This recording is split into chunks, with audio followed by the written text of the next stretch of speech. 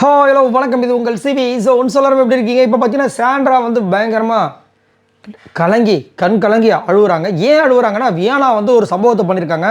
கூடவே வினோத்தும் வந்துட்டு ஆமாம் நீ 3 பேரை வெளியே அனுப்பிச்சிட்ட அப்படின்னு ஒரு விஷயத்த பண்ணதுனால அவங்க முடியாமல் ரொம்ப அழுகுறாங்க. கூட சப்போர்ட் பண்ணுறதுக்கு சபரி, திவ்யா, அரோரா, அப்புறம் யார் விக்ரம் எல்லாருமே பேசிகிட்டு இருக்காங்க. பாருக் அமிர்தனை பற்றின விஷயங்கள்.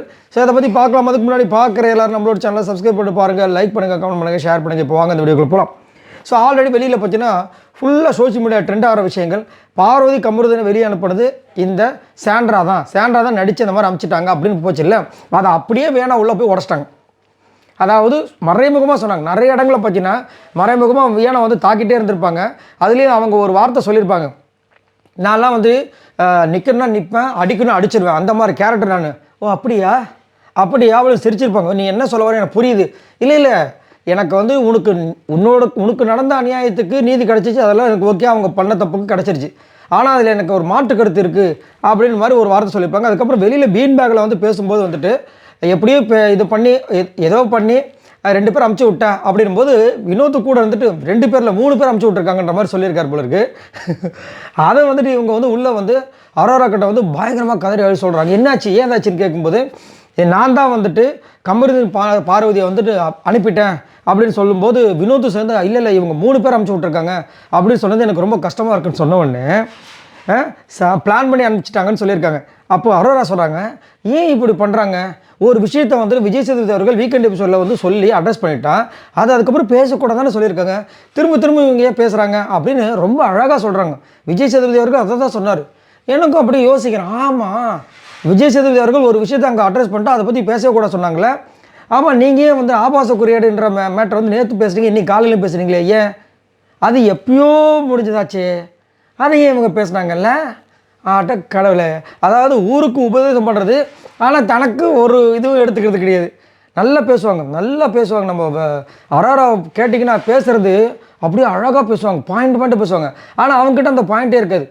இந்த ஆபாச குறியீடுன்றது பிஜேபி இருக்கும்போதும் சரி இல்லாத போதும் சரி பேசிக்கிட்டே இருக்காங்க.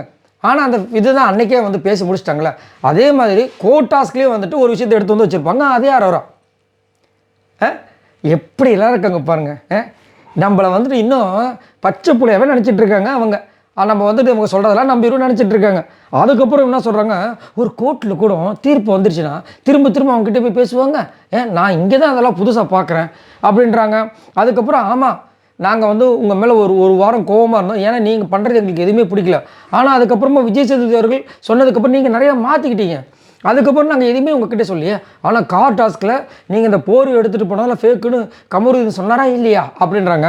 இன்னொரு பக்கம் சபரி என்ன சொல்கிறாருன்னா, இப்போ அவங்க சொன்னால் என்ன, நீ கூட தான் வந்து வயக்காடு இன்ட்ரி வரும்போது வந்துட்டு அந்த மாதிரி அந்த பேப்பரை வச்சு எரிச்ச அங்கே இருக்கவங்களாம், ஏன் அரோராவே நீ அப்படி தானே பண்ண, அது வரவங்க போகிறவங்க சொல்லாதான் செய்வேன், சரி அவங்க சொன்னதுக்கு அழுவுறியா, இங்கே இருக்கவங்க சொன்னால் இப்போ என்ன பண்ணுவோம், எந்திரிச்சு ஓடிடுவியா, அதெல்லாம் வந்து யோசிக்காதன்றாங்க.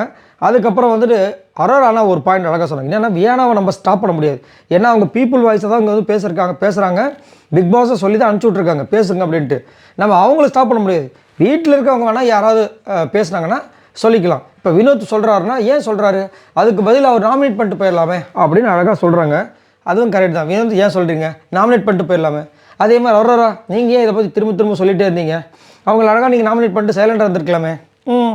சரி, இதை பற்றி உங்களோட கருத்துக்களை சொல்லுங்கள். அதாவது இவங்கள மாதிரி நிறைய பேர் இருக்காங்க, ஆனால் நல்லா வந்து கருத்தாக பேசுவாங்க. அவங்கக்கிட்ட பார்த்தீங்கன்னா முதுகில் ஏகப்பட்ட அழுக்க வச்சுட்டு அடுத்தவங்க முதுக சொரிஞ்சிக்கிட்டே இருக்கிற மாதிரி. சரி, இதை பற்றி உங்களோட கருத்துக்களை சொல்லுங்கள். பாய் நண்பர்களே.